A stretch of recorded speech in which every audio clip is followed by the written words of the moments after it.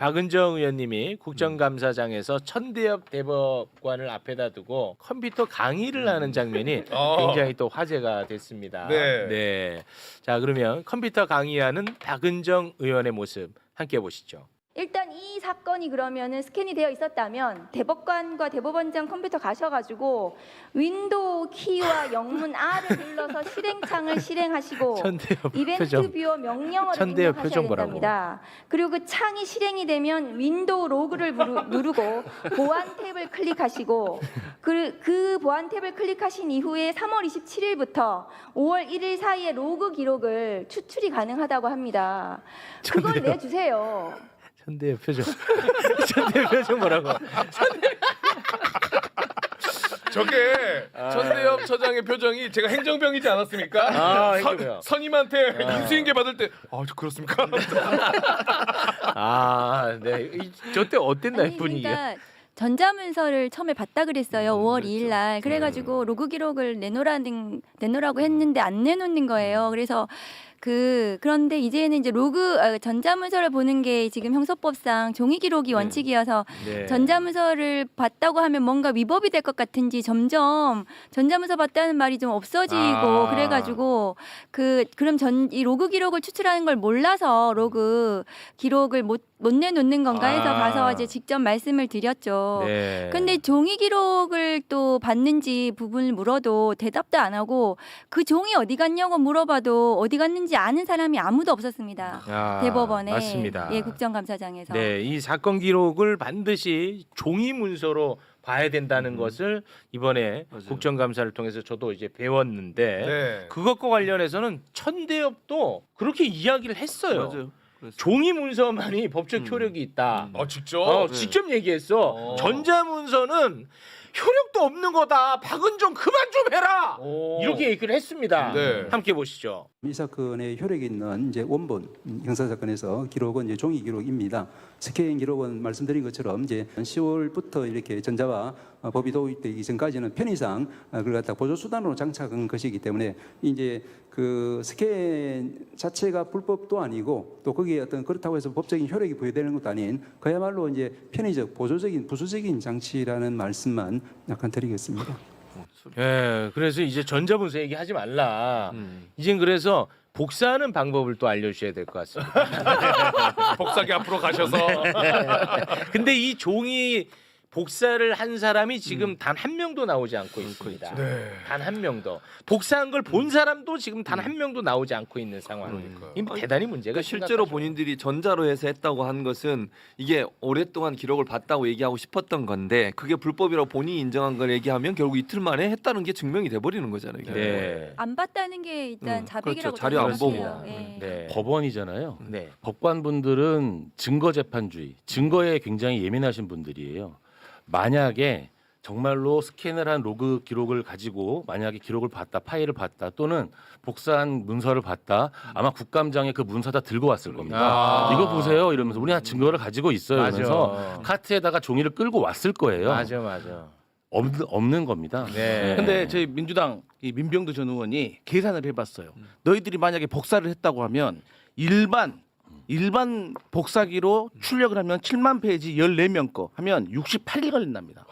고속 복사기로 하면 34일, 초고속으로 해도 20일이 걸리는 거예요. 복사만 복사하는 데만 계속 복사를 하는 데만. 근데 그러니까. 어떻게 했겠습니까? 네. 그 결론 정해놓고 검토 보고서 가지고 이제 그 결론과 관련된 어떤 그런 토론 정도 하고 이미 끝내버린 거죠. 그렇습니다. 그거는 이제 이미 모든 국민들이 알고 있는 이거는 사실입니다. 사실 게임 끝난 거예요. 이렇게 네네. 게임이 끝난 문제를 어떻게 해서든 거짓말로 위기를 모면하려다 보니까 천대엽이 발언이 계속 자신의 발언을 배척시키는 발언을 또 하게 돼. 스스로. 스스로.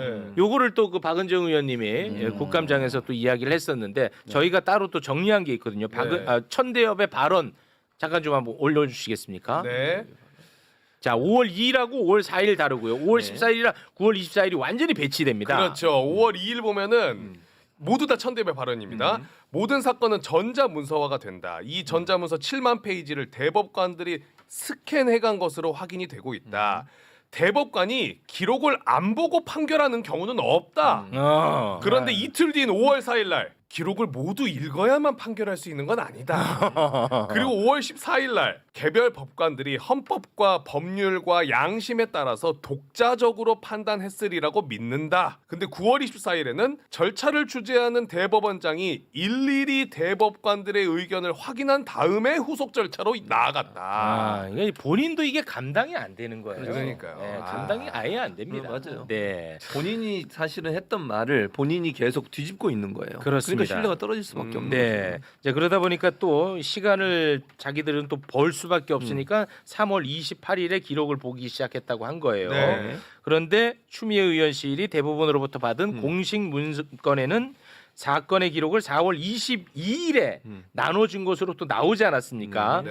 그 문건 요 중에 저희가 메모 적힌 게 뭔지 잘 모르겠다. 네. 이거를 조금 궁금해했었는데 네. 이 건에 대해서 대한민국에서 가장 해석을 잘하는 사람이 우리나라에 살고 있다고 네. 박수산 씨가 제게 제보를 제보를 해줬어요. 했군요. 네. 그게 바로 김정한 변호사입니다. 그렇군요. 네, 네. 요거를 해석을 해주겠답니다. 저 이제- 문건 올리고 해석 부탁드립니다.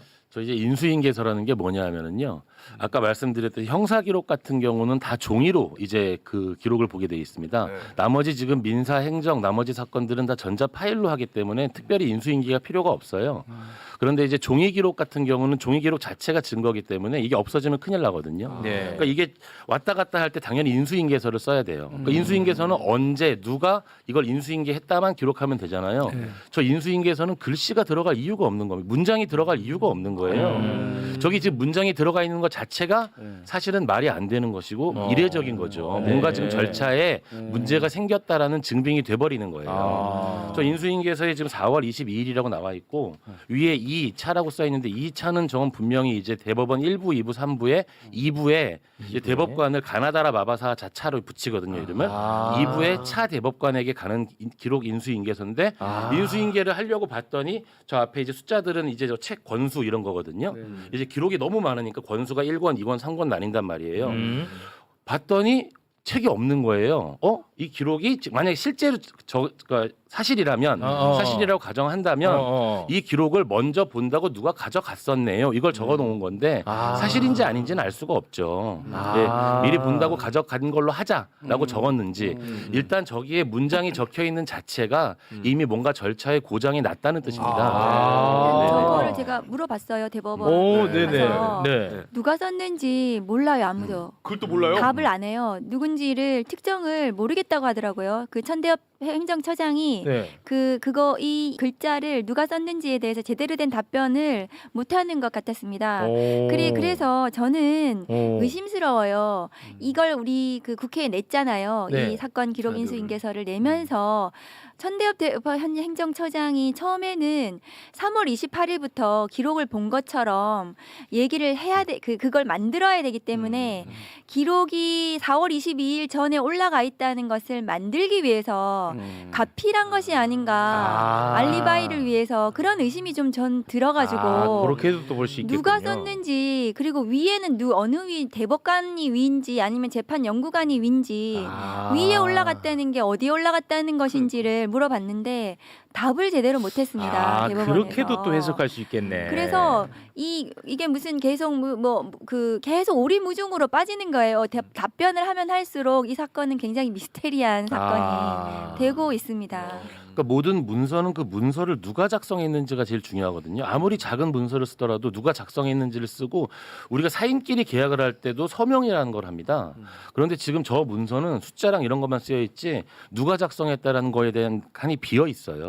비어 있잖아요. 지금 저기 그러네. 영수인 네. 자체가 비어 있어요. 그러니까 저 문서 자체의 효력도 지금 없는 거고 그냥 뭔가 서류 처리를 하기 위해 넘긴 서류에다가 밑에다가 뭔가 이제 이유를 만들어야 되니까 지금 이거 기록이 이미 넘어간 겁니다라는 문장을 써놓은 거죠. 네. 얘네들 그 내부 규정에 영수인은 반드시 받게끔 되어 있죠. 당연히 받아야죠. 당연히요. 근데 이게 없네. 없죠. 담당자가 누군지 알 수 없는 이런 문서가 어디 있습니까? 근데 인수인계서 자체는 원래 그동안 대법원의 그 관례 원칙대로 하면 맞는 말이에요. 왜냐하면 4월 22일 날 소부에 배당이 되고 했기 때문에 기록 인수인계를 이날 하는 건 맞거든요. 네. 4월 22일 날 네네. 소부에 하는 게 맞습니다. 그런데 나중에 문제가 되니까 되니까 3월 28일부터 대법관들이 기록을 읽기 시작했다라는 것이 되어야 되니까 이미 기록은 대법관들한테 갔다라는 그런 취지로 하기 위해서 저걸 쓴 건 아닌가 이런 의심이 저는 드는 거죠. 사후 문건 조작 아니에요? 아 그러니까 그게 4월 22일 날 기록이 간 게 맞는데 근데 왜 기록이 먼저 올라가 있다고 해야 됐는가? 그게 저는 의심스러운 상황인 거죠. 그러니까 뭐 어찌 됐든 이게 이래저래 다 문제인 거야. 굉장히 이례적인 겁니다. 결국 이례적이죠. 본질로 돌아가면 이 재판 진행 자체가 굉장히 이례적이었다.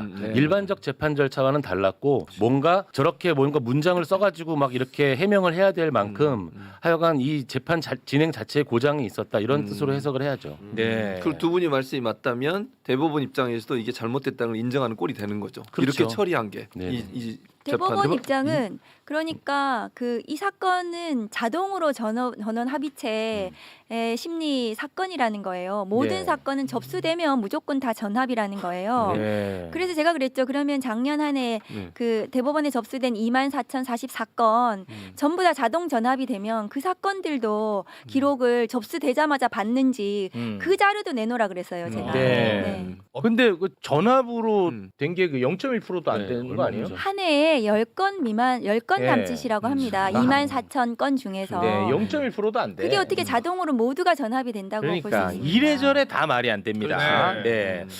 큰일 났네. 빨리 가셔야 되기 때문에 네. 예, 요 정도로 일단 잠깐 좀 조의대 관련해서 이렇게 좀 정리를 좀 해보고요. 네. 이거 굉장히 중요한 포인트가 하나가 있는데 이거는 종편 애들은 아예 처음 듣는 얘기일 거야. 뭐요? 이 진짜 중요한 거 나왔습니다. 이 오늘 어떻게 보면 제일 중요한 이슈. 윤석열이 계엄 선포한 직후에 대법원이 대법관들하고 간부들이 모여서 회의한 거는 알고 있죠. 네. 근데 회의 내용이 안 나와서 우리가 그걸 따져묻기가 좀 애매했었습니다. 그랬죠. 그런데 이와 관련해서 국정감사장에서 엄청난 장면이 하나가 연출이 됐는데 이게 지금 전혀 이슈가 안 되고 있어요. 뭐예요? 계엄 선포 당시에 네. 조의대 대법원은 계엄을 동조하려고 했던 것 아닌가 하는 느낌이 드는 천대엽의 발언이 나왔습니다. 예, 일단 그 장면 네. 우리 종편 수기들 같이 함께 보겠습니다. 그날 법원도 긴급회의를 열었어요. 법원은 왜 긴급회의를 열었죠? 당연히 계엄이 만약 합법적이었다면은 저희들이 이제 계엄에 따라야 될 조치가 있고 또 이제 사법부의 그렇죠. 작동이 정지되기 때문에 저희들로서는 굉장히 시급한 상황이었습니다. 합헌 저게 와. 그 국감장에서 굉장히 밤늦게 나온 발언이어가지고 그게 크게 지금 모든 분들이 네. 그 주목을 안 하고 계시는데 아마 다 처음 봤을 거예요. 처음 봤어요. 충격적인 발언이에요. 네. 저게 계엄이 합법이었다면 네. 법원이 취해야 될 조치에 대해서 논의했다는 네, 거거든요. 맞아요. 그러면은 법원이 이 계엄을 인식하는 인식하는 관점을 말해주는 겁니다. 이번에 박성재 법무부 장관의 영장이 기각됐는데 네. 기각 사유가 위법성, 그러니까 피의자의 위법성 인식 경위에 대해서 논란이 있다는 거잖아요. 네. 그게 그 법관의 계엄을 바라보는 시각을 전 나타내는 거라고 생각합니다. 아. 그래서 지금 천대엽 법원 행정처장이 저렇게 발언하는 것, 대법원이 계엄을 바라보는 시각과 박성재 영장을 기각한 판사의 계엄에 대한 시각과 아울러 나아가서 그러면 위법성을 인식을 했는지가 논란이 되면 윤석열도 내란 당시에 위법성 인식 안 했다고 하면 무죄인 거 아니에요? 이게 엄청 거기까지 연결이 중요하네. 되는 굉장히 심각한 법원의 심각한 인식입니다. 법원의 인식, 이 계엄에 대해서 법원의 인식이지 엄청 중요한 포인트 맞죠? 저는 그 박성재 그 구속 기각이요. 지금 내란 사건과 관련된 굉장히 중요한 변곡점이자 어떤 정말 위험한 사인이라 정말 오. 가장 위험한 어떤 그 상징이라고 생각을 야, 하거든요. 큰일이네. 이게 구속 영장을 기각하면서 일반적인 뭐 도주 우려, 정말로 너 출석 열심히 하니까 도주 우려가 없어. 이것도 사실 받아들이기 힘든 거긴 한데 왜냐하면 범죄의 중대성을 봤을 때 이 범죄의 중대성이라는 게 내란죄는 살인죄보다 더 심한 범죄거든요. 그렇습니다. 국가의 존립 기반을 흔드는 범죄이기 때문에 네. 이거는 형량이 가장 센 범죄란 말이에요. 네. 그런데 도주 우려가 없다. 이렇게 판단을 해도 받아들일 수가 없는데 법률가로서 받아들일 수가 없는데 거기에 위법성 인식이 얘기가 나왔잖아요. 네. 그 위법성 인식이라는 게 뭔지를 간단하게만 잠깐 설명을 드리면 범죄가 성립하려면 이 범죄 행위가 있어야 돼. 구성 요건이라 그러거든요. 그거는 행위를 판단하는 거고요. 위법성의 인식은 행위자가 이걸 어떻게 생각했는지의 문제입니다. 이게 우리가 책임이라고 얘기를 하는데요. 쉽게 말하면 위법성의 인식, 내가 이 행위를 하는 것이 잘못인 줄 몰랐다 나는. 그러면 그건 행위자마다 그 주의도가 달라지겠죠. 다 다르죠. 그래서 보통 이제 판례 중에 어떤 판례가 있냐면 총을 함부로 사용하면 안 되는데 멧돼지를 잡기 위해 총을 쐈어요. 총을 쐈는데 얘가 총을 쏘기 전에 공무원한테 물어봅니다. 나 총 쏴도 돼요? 그러니까 쏘세요 해서 쐈어요. 그랬는데 사실은 쏘면 안 되는 거였거든요. 굉장히 엄격한 허가를 받아야 돼요. 그래서 기소됐는데 공무원한테 물어봤으니까 너는 총 쏘는 거에 위법성이 없었다. 무죄 이렇게 나온 판례가 있어요. 이게 위법성의 인식이거든요. 네. 그러면 지금 법무부 장관인데 법무부 장관이 누구한테 뭘 물어봐가지고 자문을 얻어가지고 자기가 위법성의 인식이 없었다? 말이 안 되죠. 일단. 안 되죠. 말이 안 되는 네. 거고 이 판사가 보기에는 그러면 이 계엄과 관련된 일련의 절차에 있어서 얘가 이것이 범죄가 아니다라고 생각을 했을 것이다라는 것을 인정한 게 돼버리는 거예요. 인정하게 된 거야. 네. 쉽게 말하면 저기 옛날 그 독일에서 그 아우슈비츠에서 사람들 이렇게 죽이는 사람들이 위에서 시키는 대로 했다 그러잖아요. 위법성의 인식이 없었다 이렇게 주장하는 거거든. 그것도 사실은 말이 안 되는 거거든요. 네. 우리 판례는 사실 법률의 부지는 인정하지 않는다 이래가지고 위법성의 인식을 굉장히 좁게 해석합니다. 그럼에도 불구하고 구속영장 기각하면서 위법성의 인식에 다툼의 여지가 있다. 저는 이번 내란 재판 진행에 있어서 가장 위험한 어떤 그 사인이 나왔다고 생각을 해요. 큰일이네. 박성재 장관은 법률가잖아요. 검사 출신이고. 큰일이야. 그날 국회에 시민들 법률을 잘 모르는 시민들도 이것이 불법한 계엄이라고 하면서 다 달려왔지 않습니까? 네. 그런데 박성재 장관이 위법성 인식에 대해서 뭔가 문제가 있는 것처럼 그것이 기각 사유가 되는 것은 굉장히 충격적입니다. 그러니까 이게 지금 다 연결돼 있는 거야. 윤석열이 계엄을 선포한 직후 대법관들은 이게 위법한 계엄이 아니라고 판단했을 가능성이 높아요. 그래서 우리가 계엄 안에서 어떤 역할을 할지를 회의했을 가능성이 굉장히 높단 말이야. 그러니까 조이대가 12월 4일 출근할 때 이 계엄에 대해서 물어보는데 말을 못 합니다. 그런 거죠. 그리고 119 서부지법 폭동 때도 촌대협이 뭐라고 하는지 알아 몰라. 알아. 뭐라고 했어? 얘기해봐. 나 지금 화 많이 나 있으니까 아니. 신중하게 대답해라. 그럼 내가 대답을 할 수가 없어. 이거 뭐 마치 토시까지 들리면 이거 혼날 것처럼. 서부지법 폭동이 일어났을 때도 촌대협이 뭐라고 했냐면 우리가 잘못한 게 없는지 돌아볼 필요가 있다라고 맞아요. 얘기를 했어. 이거 완전 미친 발언이야. 이게 인식이 지금 다 연결돼 있다는 거야. 이번 박성재까지 박정호입니다. 이 판사 이름은 박정호 판사. 야 이거 너무 심각하네. 그러니까 박정호 판사는 거의 지구현 판사 수준이에요. 이 영장 기각될 수가 없습니다. 내란 중용임무 종사자 애들에 대해서는 영장이 발부가 됐어요. 이상민 장관하고 거의 비슷한 구조이거든요. 더 심한 구조죠. 그렇죠. 네. 그런데 이 영장을 기각하면서 그냥 도주 증거인멸 우려라고 쓸 수가 없는 거예요. 그러니까 이 위법성 인식을 가지고 썼는데 이것은 굉장히 제가 24년 검사하면서도 이런 식으로 영장 기각하는 경우는 보지 못했습니다. 결국 이제 문제는 이게 전체적으로 내란 재판에까지 영향을 미칠 그렇죠. 수 있고 그게 걱정이 심지어는 되는 거죠. 윤석열 재판까지 영향을 미칠 수 있다는 그렇죠. 게 문제고 네. 더 황당한 건 이 대법관인 이 천대엽 이 행정처장이 한 말이 합법적이었다면 말이 나오면 안 되는 거야. 그렇지. 법 전문가잖아요. 우리나라의 가장 높은 대법원의 법관이에요. 맞아. 법관이 그 당시에 계엄 선포는 불법적이라고 왜 모르냐고 일반인도 아는데 근데 이런 발언을 했다는 것은 대법원의 기류가 이랬다는 거니까 큰일이네. 대법원이 얼마나 위험하냐는 거예요. 그러니까 지금. 이런 거예요. 근데 송미령 장관이 와가지고 지금 뭐 비상계엄 한다고 우리 국무회의 비상계엄 때문에 하는 거야? 어떻게 되는 거예요? 누구한테 물어봐야겠습니까? 박성재 장관한테 물어봐야 되는 거예요. 네. 박성재 장관이 지금 이 비상계엄이 어쩌고 저쩌고 설명을 해줘야 되는 사람이거든요. 그런 어떤 법무부 장관으로서 지금 이 비상계엄이 진행되는 거에 대해서 위법성의 인식이 없었다. 본인은 합헌적인 그 비상계엄이었다라고 주장을 했겠죠. 네. 그러니까 그 부분에 대해서 다툼의 여지가 있다라고 인정을 했다는 게 말이 안 되는 거거든요. 근데 위법성의 인식이 지금. 네. 없었다. 네. 이렇게 판단한 박정호는 진짜 심각한 게요. 네.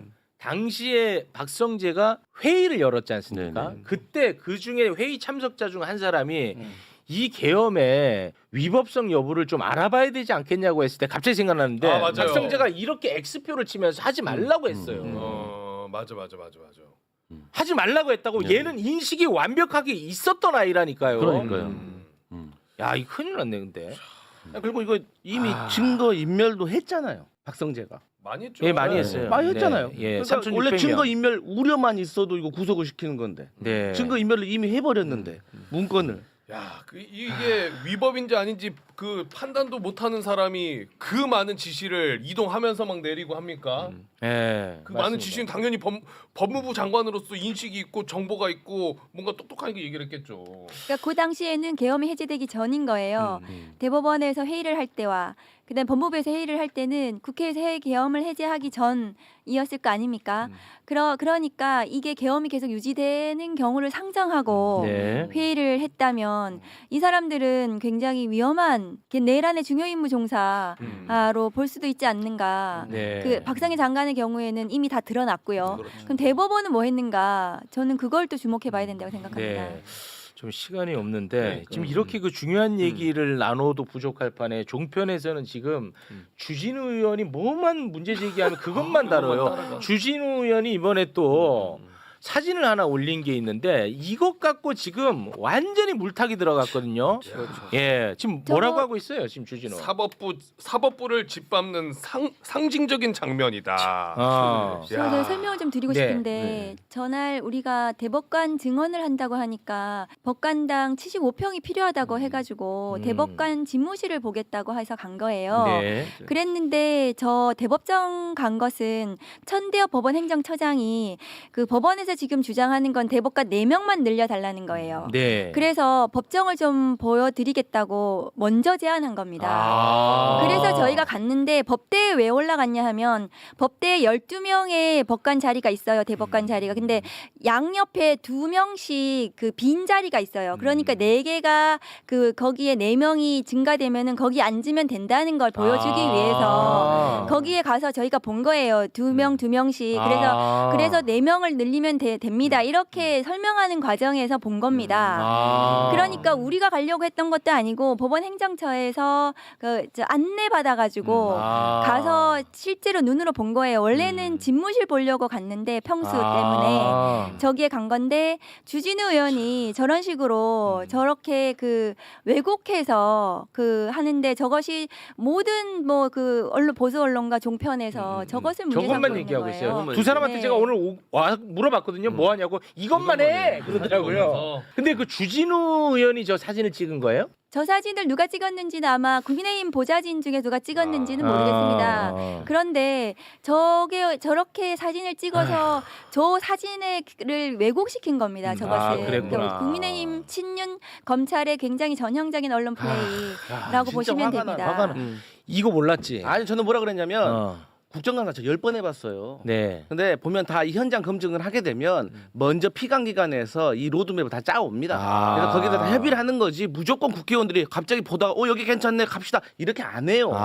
왜냐 한두 명 있는 것도 아니고 그리고 중요한 것은 뭐 법대에 올라서 뭐 사법을 짓밟았다는 네. 표현 자체가 맞아. 그게 잘못된 거죠. 네. 법대에 올라가면 안 됩니까? 그러니까 그 얘기를 왜 하고 안 싶은 돼? 거예요. 그리고 아니, 뭐 일반 국민이 뭐 국회 본회의장 들어가 보면 안 됩니까? 그렇지. 왜냐하면 저희가 예. 16명을 늘리면 그 대법정의 평수가 부족하잖아요. 네. 대법관들이 앉는 뭐 자리. 그렇긴 하겠죠. 그런데 자기들은 4명만 필요하다는 거예요. 지금 이걸로 충분하다. 왜냐하면 양쪽에 2명이 다 있으니까 그걸 설명하는 과정에서 이제 보면은 법대에서 볼 수밖에 없는 거예요. 전체 평수라든가 이런 것들이. 그래서 네. 보게 된 겁니다. 아니 천대유 입장에서는 본인한테 유리한 거를 네. 보여주려고 더 늘어나면 의자를 좀 작은 걸로 하면 됩니다. 맞아. 목욕탕 의자. 네, 저렇게 의자가 클 필요가 없어요. 네. 아니 그러니까 맞습니다. 아니, 법대에 네. 올라가는 게 아까 이렇게 예. 변호사님 똑같은 얘기를 하려고 그랬는데 종편에 내가 그랬어요. 이걸 또 물어보길래 아니 내가 목사인데 예전에는요 강대상이라고 이렇게 목사가 설교하는 장소에 예전에는 거의 못 올라가게 해서 신성한 장소라고. 요즘은요 거기 가서 춤도 추고 공연도 하고 난리 쳐요. 예배할 때만 거기 그냥 목사가 쓰면 되는 거야. 그게 뭔데요? 법대 올라가면 안 돼요? 재판하고 있어요? 재판할 때 올라가면 안 되지만 비어 있는데 올라가면 뭐가 문제인데 대체? 그 맞습니다. 장소가 뭐 신성해? 네. 무슨 말도 안 되는 소리를 하고 있어요. 네, 고맙습니다. 뭔 소리야? 자, 지금 시간이 이제 없으셔서 두 분과는 여기서 인사를 좀 빠르게 나눠야 될 것 네. 같습니다. 오늘 제가 한 가지만 더 말씀드리고 네. 싶은 게 이번에 이제 내란 재판에서 그 CCTV가 나왔잖아요. 결정적으로. 맞습니다. 그걸 어디서 확보했냐면은 경찰 국수본에서 네. CCTV를 확보했습니다. 그러니까 검찰 특수본에서는 그걸 못했어요.